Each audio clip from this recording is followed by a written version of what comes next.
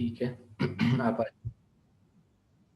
Playlist में मेरे पास ये जो इंट्रोडक्शन टू कंप्यूटर्स का आपके पास प्लेलिस्ट में ये वाला टाइटल आ रहा है ना, इस पे आप क्लिक करेंगे। ठीक है, और इंट्रोडक्शन टू कंप्यूटर्स में आके आप ये मैंने आपको कहा था जब पहले 3 लेक्चर आपको जो देखने थे, जो पहला जो मैंने क्लास में एक्टिविटीज़ करा दी थी, उससे रिलेटेड ये है एक्सेल लेक्चर 1-1, 1-2 एंड 1-3। जब यहाँ से अब इसको यहाँ एक ये वाला बार है, एक ये बार है, अंदर वाला जो प्लेलिस्ट का बार है ना, उसको जब नीचे आएंगे तो जो लास्ट टाइम मैं आप लोगों को करा रहा था वो ये एक्टिविटीज़ थी, एक्सेल लेक्चर 2-1, 2-2 एंड 2-3। तो मैंने आपको कहा था इनको देख लीजिएगा, ये सेकंड लेक्चर था जो लास्ट टाइम हमने डिस्कस किया है। ठीक है, और उसके बाद हमारे पास लेक्चर जो उसके आखिरी लेक्चर होगा वो हमारे पास होगा Excel lecture 3-1, 3-2 and 3-3। Last time मैंने ये वाली चीज़ें कंप्लीट करा दी थी। इसमें काउंट इफ और सम इफ मैंने कहा था वीडियो से देख लीजिएगा। ठीक है, बाकी चीज़ें हम डिस्कस कर लेते हैं फिर। ठीक है, सो ये क्विज़ बेस हमारा जो है वो असाइनमेंट बेस्ड क्विज़ है जो लैब के पोर्शन में से है। ठीक है, तो आप लोगों ने स्टूडेंट्स इसके ऊपर जो है वो इस एक्टिविटी को कंप्लीट करके देना है। इसके 2 पार्ट हैं, 2 क्वेश्चन है एक्चुअली। एक जो पहला वाला लेक्चर हमने डिस्कस किया था उसमें से है, और एक जो अभी मैं आप लोगों से चीज़ें डिस्कस करूँगा उसकी बेसिस पे आपने इन चीज़ों को कंप्लीट करना है। ठीक है, और इसकी डेडलाइन आपके पास होगी, आपने ये मुझे सबमिट कराना है आपकी जो थर्सडे तक, यानी कि 1, 2, 3 दिन आपके पास होंगे इसके लिए। मैं ये फ़ाइल शेयर कर दूंगा आपके साथ आपके व्हाट्सएप ग्रुप में। ठीक है, तो इसमें आपके क्विज़ के सर मार्क्स। इंग्लिश का भी असाइनमेंट है सर, डेट थोड़ी सी बढ़ा दें।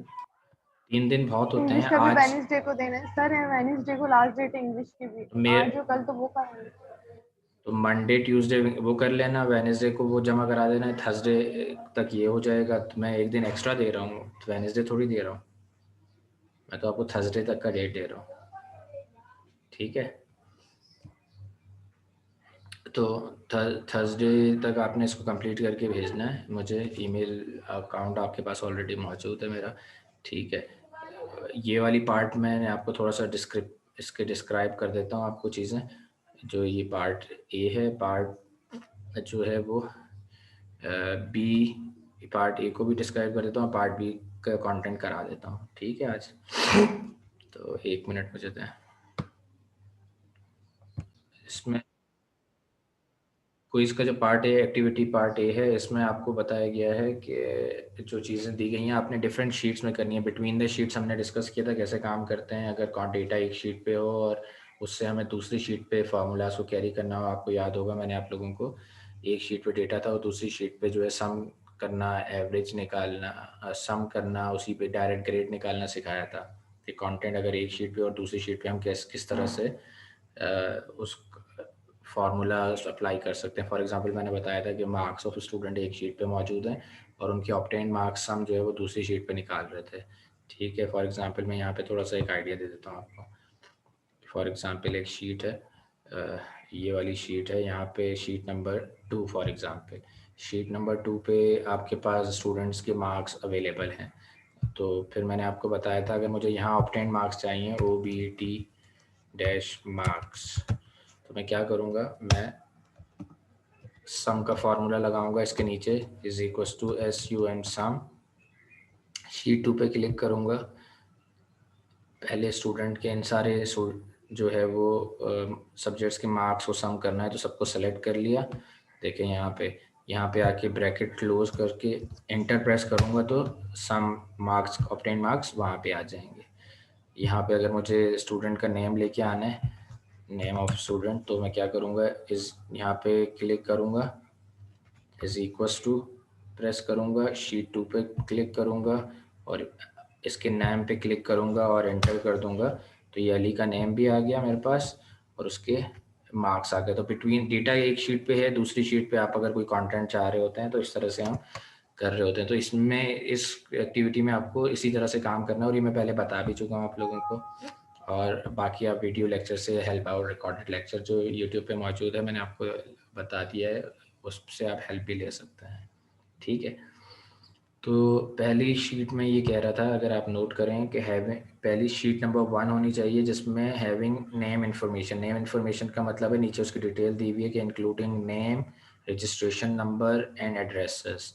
तो उसका नाम दिया शीट -1, ये देखें ये शीट नंबर 1 है, और इसके अंदर ये सीरियल नंबर, स्टूडेंट 1 2 3 तो आपने टाइप करना होता है सीरियल नंबर, क्योंकि 15 स्टूडेंट्स है ना, यहाँ लिखा हुआ है कि इस 15 स्टूडेंट्स का डेटा बनाना है। ये देखें यहाँ लिखा हुआ है 15 स्टूडेंट्स, तो इसलिए 1 to 15 वो तो हमने सीरियल नंबर दे दिया। Registration number, student name, registration number और एड्रेस चाहिए था। अली, उसका रजिस्ट्रेशन नंबर फॉर एग्जांपल 100 है, अगले का 101 है, उसके बाद 102, इस तरह से 114 तक स्टूडेंट नेम्स और उनके रजिस्ट्रेशन नंबर और एड्रेसेस आ रहे हैं। ठीक है,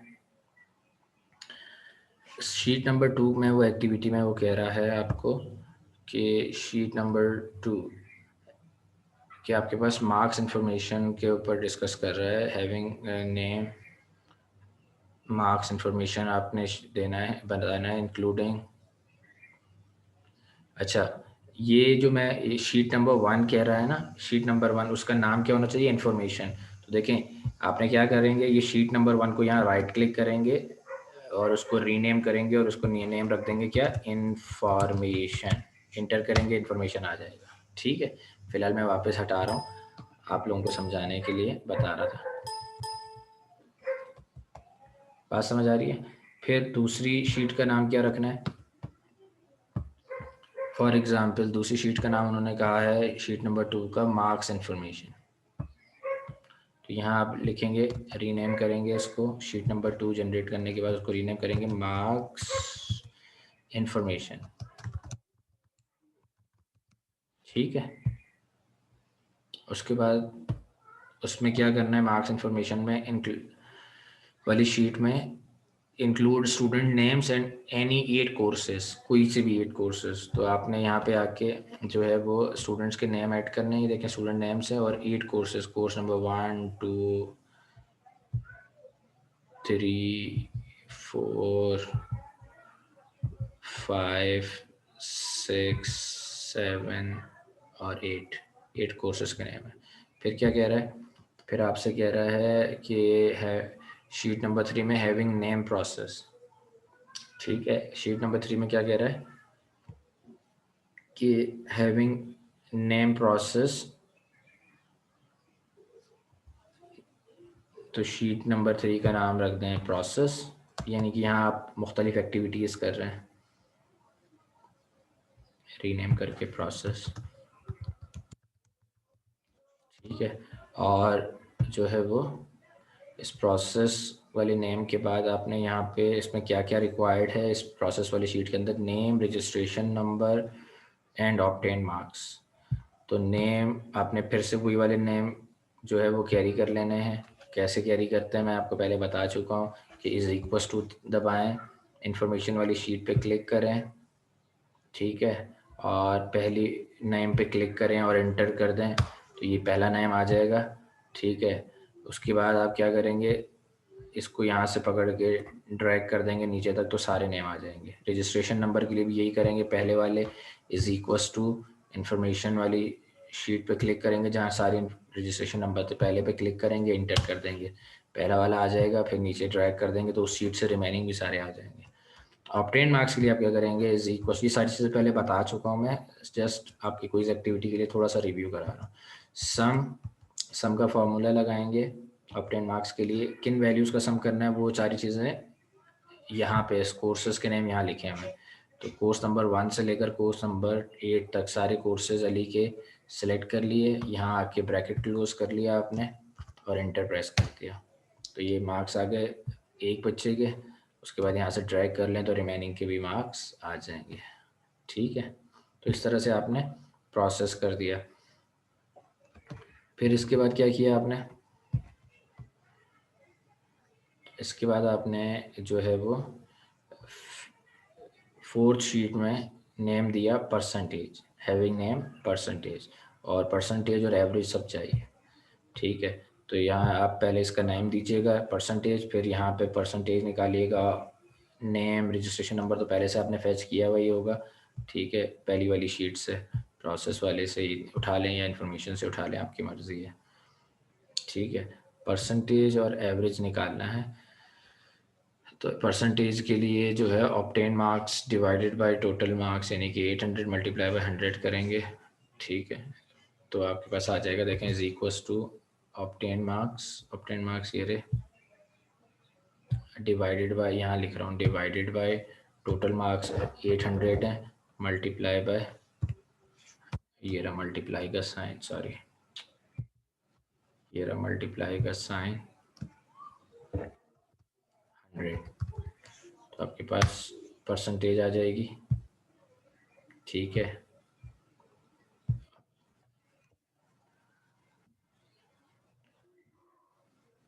क्लियर है?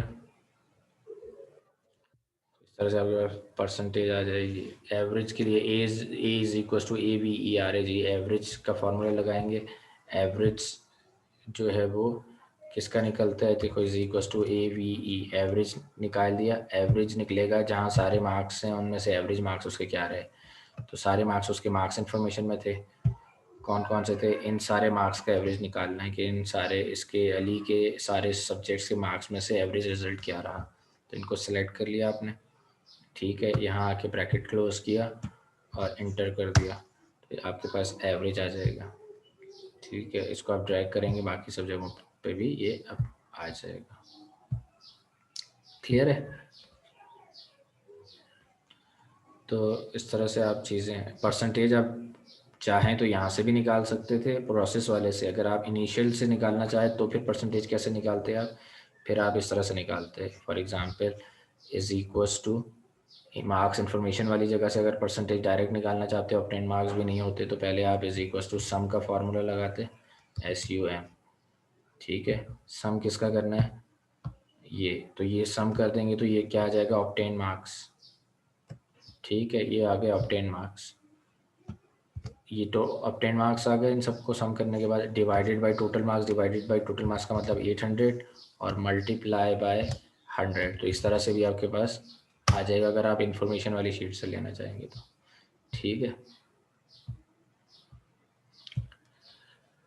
तो इस तरह से भी आप कर सकते हैं।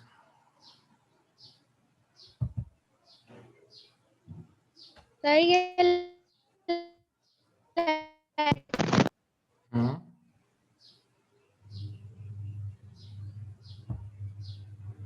लेक्चर नंबर कौन सा है हम्म,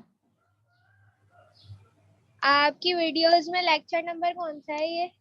ये वाला जो बता रहा हूँ ये लेक्चर नहीं है, ये असाइनमेंट एक्टिविटी है जो आपको बिटवीन द शीट्स काम करना सिखाया है ना, लास्ट एक्टिविटी में कराया था, जब लास्ट एक्टिविटी जब से ऑनलाइन शुरू हुआ था, तो उसके अंदर ये है। दूसरा वाला जो है ना सैलरी शीट वाला, वो 3-1, 3-2 एंड 3-3 है, जो बी पार्ट है इसका, ठीक है। ये तो बहुत सिंपल है, ये तो मैंने आप लोगों को बिटवीन द शीट कराया था, बस आपको ये पता होना चाहिए कि किस शीट से किस शीट पे डेटा कैसे कैरी करता है, इसलिए मैं इसका एक ओवरव्यू भी दे रहा हूँ साथ, ठीक है।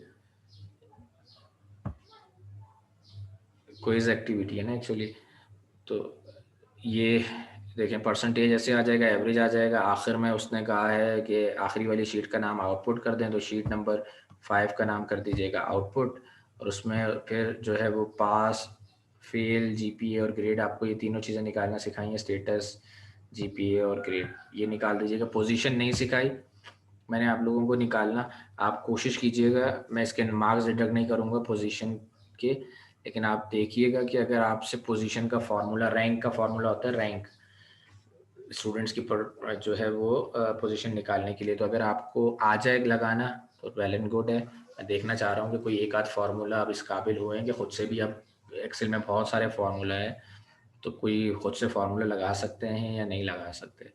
अगर नहीं भी लगा पाए तो मैं इसके मार्क्स डिडक्ट नहीं करूँगा, ठीक है, लेकिन मैं एक उसके तौर पे दिया है कि आप इसकी जो है वो पोजीशन, ये देखें, ये जो है ये है पोजीशन, इसके मार्क्स डिडक्ट नहीं होंगे, ठीक है। बाकी स्टेटस, ग्रेड, GPA ये जो है आप निकाल लेंगे आखिरी शीट पे, तो आपका ये एक्टिविटी कंप्लीट हो जाएगी।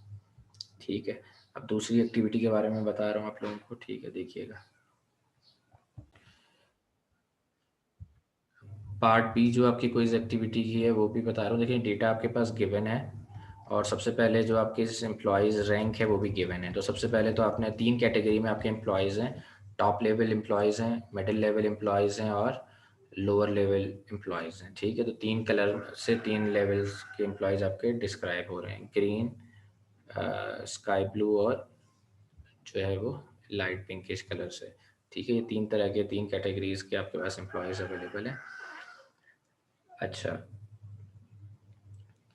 हाँ, इसके अंदर उन तीनों लेवल के एम्प्लॉयज़, तो हमने जो परसेंटेजेस डिज़ाइन की हुई हैं कि भाई किसको सैलरी अलाउंस, बेसिक सैलरी तो अलग अलग है सबकी, इवन टॉप लेवल की बेशक वो टॉप कैटेगरी में आ रहे हो या मिडिल लेवल की कैटेगरी में आ रहे हो या लोअर लेवल की कैटेगरी में आ रहे हो, बेसिक सैलरी तो अलग अलग है, लेकिन जो हम उनको डिफरेंट टाइप्स के अलाउंसेस दे रहे हैं, for example transportation allowance, medical allowance, home allowance, bonus, tax, ये सारी चीज़ें जितनी भी हैं ये सारी एक ही लेवल पे हम जाके उनको देंगे।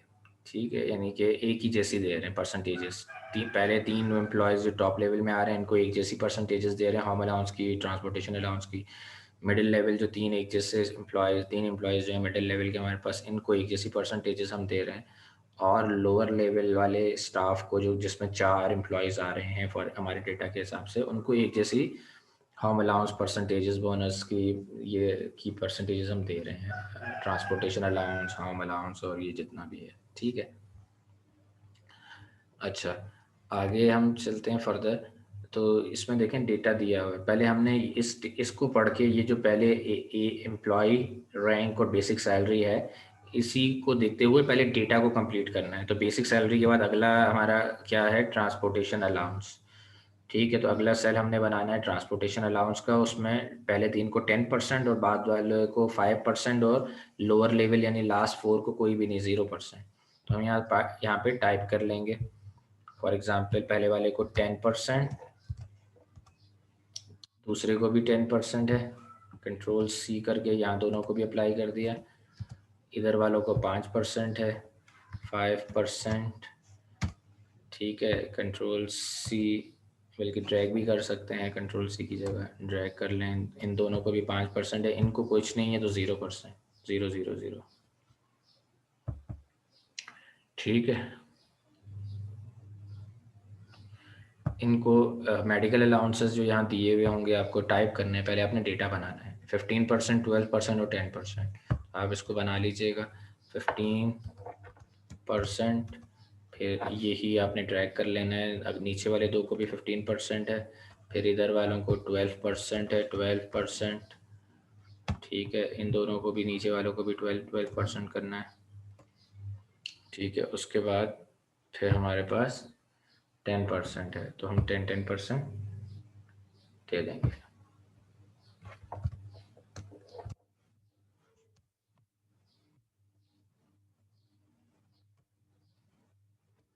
ठीक है, ये भी हो गया हमारा।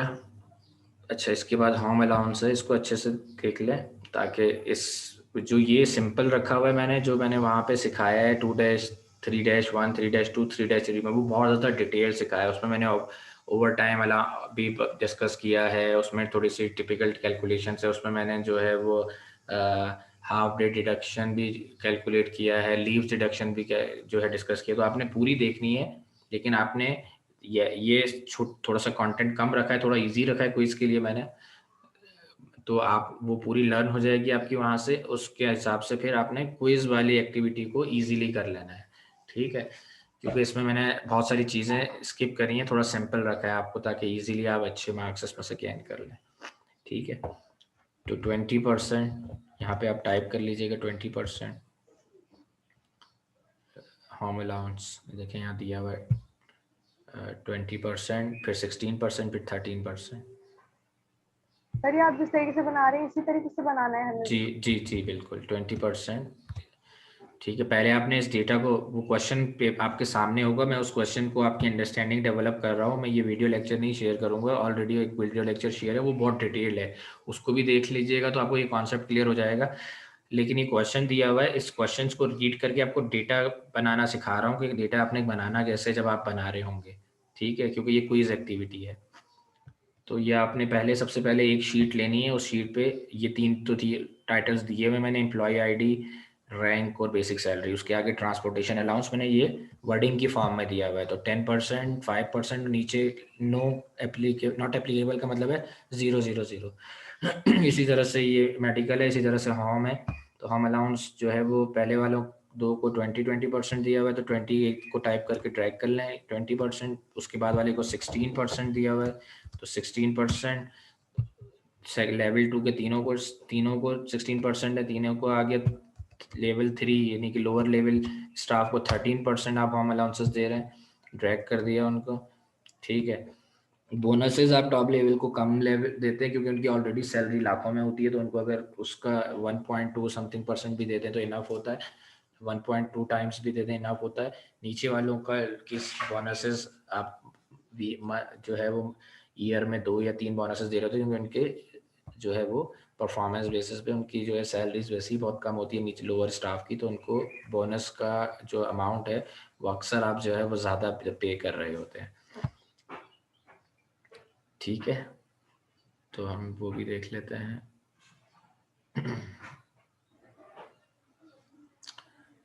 अच्छा, तो मैं क्या बता रहा था, ये देखिए बोनस, अच्छा बाकी सारी परसेंटेज है, बोनस टाइम्स है 1.2 times, 4.5 times, thrice of for middle level, तो थ्राइस का मतलब 3।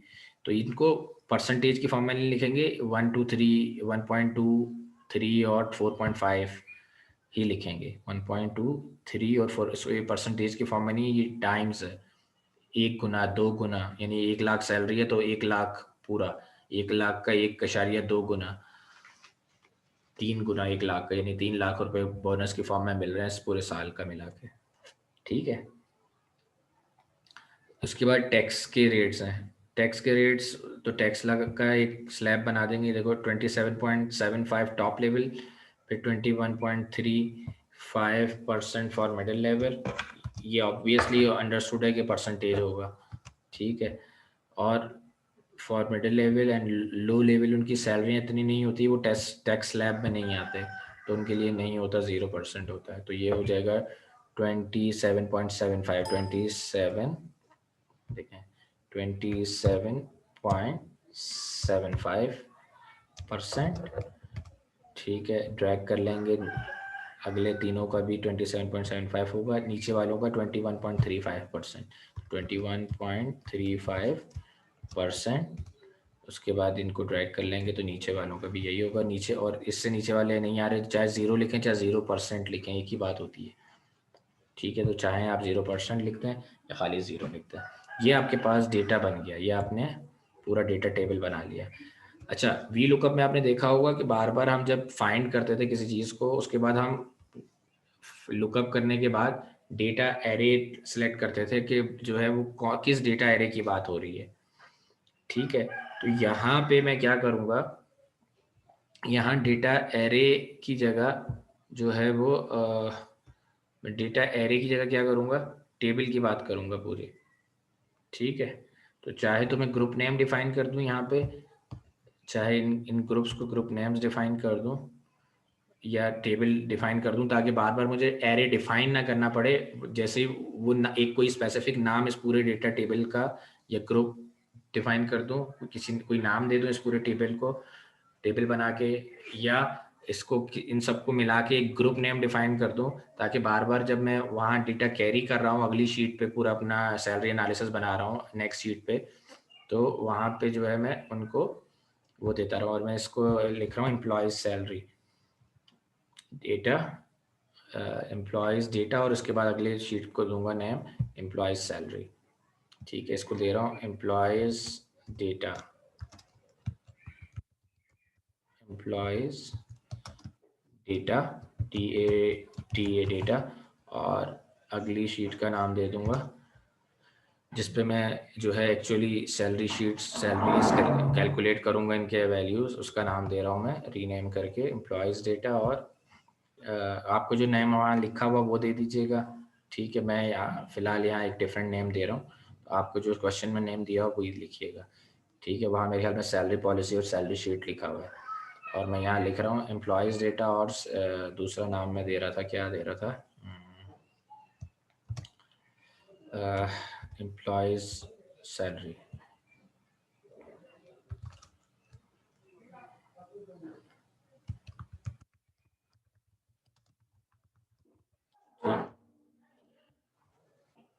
अच्छा, इस सबको मैं सेलेक्ट करके इसको एक ग्रुप टेबल में भी डिफाइन कर सकता हूँ, ग्रुप नेम में भी। टेबल में डिफाइन करने का तरीका क्या है, कंट्रोल टी कर दूंगा, control T, my table has header, yes, okay, एक मिनट, यहाँ से सेलेक्ट करता हूँ डेटा टेबल को, ये हमने सेलेक्ट किया इसको पूरे को, और कंट्रोल टी, टेबल पे क्लिक करने के लिए या तो इंसर्ट में जाके हम इसको टेबल पे क्लिक कर दें इस डेटा को सिलेक्ट करके, या कंट्रोल टी कर दें, ठीक है, डेटा को सिलेक्ट करके, तो ये टेबल आ जाता है। इसको ओके करूँगा तो ये टेबल आ गया। ये कॉर्नर पे अगर आप देखें table name automatic by default दे देता है टेबल 3, मुझे इसको ऐसा नेम देना है जो मुझे याद रहे, तो डेटा, एम्प्लॉय डेटा या सैलरी पॉलिसी, कोई भी salary, SALARY salary underscore POL का मत, ठीक है, अंडरस्कोर दे दूं या डॉट दे दूं, स्पेस नहीं एक्सेप्ट करता ये, तो सैलरी अंडरस्कोर या डॉट दे दें POL, सैलरी अंडरस्कोर पॉल का मतलब है सैलरी पॉलिसी। तो मैंने इसको डिफाइन कर दिया एक नेम में, ठीक है, एंटर किया तो ये नेम सेलेक्ट हो गया। अब मैं जब भी फॉर एग्जांपल किसी भी शीट पे हूँ, जब भी मैं यहाँ से आके SALARY अंडरस्कोर POL या यहाँ क्लिक करूँगा, यहाँ पे आ भी रहा होगा टेबल, जैसे ही मैं सैलरी अंडरस्कोर POL को क्लिक करूँगा ऑटोमेटिकली मेरा डेटा सिलेक्शन इसी एरिया को कर लेगा, वो ये सारा डेटा सेलेक्ट कर लेगा, ठीक है। अच्छा, मैं रीज्वाइन करा रहा हूँ स्टूडेंट्स, आप इसको रीज्वाइन कर लें, ठीक है, ताकि जो है हम बल्कि ये तो रिमेनिंग टाइम कंटिन्यू हो गया है, चलें अच्छी बात है, हमारी मीटिंग कंटिन्यू हो गई है, ठीक है। तो यहाँ तक हमारे पास जो है वो ये हमारा कंटेंट था। अब इसकी बेसिस पे इसका फ़ायदा क्या होगा कि जब मैं यहाँ पे सैलरी शीट बना रहा हूँ, देखें इस तरह से, तो मुझे बार बार लुकअप का फॉर्मूला लगा के डेटा एरे को सिलेक्ट नहीं करना पड़ेगा, मैं उस सैलरी पॉलिसी को कॉल करूँगा, डेटा एरे दरमियान से ऑटो सिलेक्टेड हो जाएगी, ठीक है। तो सैलरी, अब मुझे ये सारी चीज़ें वापस बनानी है, ये वाले जो है ना एम्प्लॉय ID से लेकर ये सारी चीज़ें रिक्वायर्ड है, ठीक है। क्या क्या चीज़ें रिक्वायर्ड है मैं आपको बता देता हूँ, कंट्रोल-C, तो ये आपने ऑलरेडी जो गिवन चीज़ें होंगी, फॉर एग्जांपल मुझे जो जो चीज़ें रिक्वायर्ड थी उनको मैं यहाँ लेके आ रहा हूँ, आपको ये टाइप करनी होंगी, ठीक है, सिर्फ टाइप करना है, वो ऑलरेडी डेटा में डेटा गिवन है, बता देता हूँ कि कहाँ से टाइप करेंगे, किस तरह से टाइप करेंगे, रुकें एक मिनट बताता हूँ आपको, ठीक है। तो आप जब काम कर रहे होंगे तो आपको जो चीज़ें चाहिए होंगी वो आपके पास, एक तो ये एम्प्लॉय ID आपको गिवन होगी, बाकी सारी चीज़ों को आप जो है वो एम्प्लॉय ID आपको गिवन होगी, रैंक्स गिवन होंगे, बेसिक सैलरी गिवन होगी, ठीक है। उसके बाद ट्रांसपोर्टेशन अलाउंस, ये सारा कुछ आपने कैलकुलेट करना है VLOOKUP के फॉर्मूले से, ठीक है, ये सारा मटेरियल आपने कैलकुलेट करना है।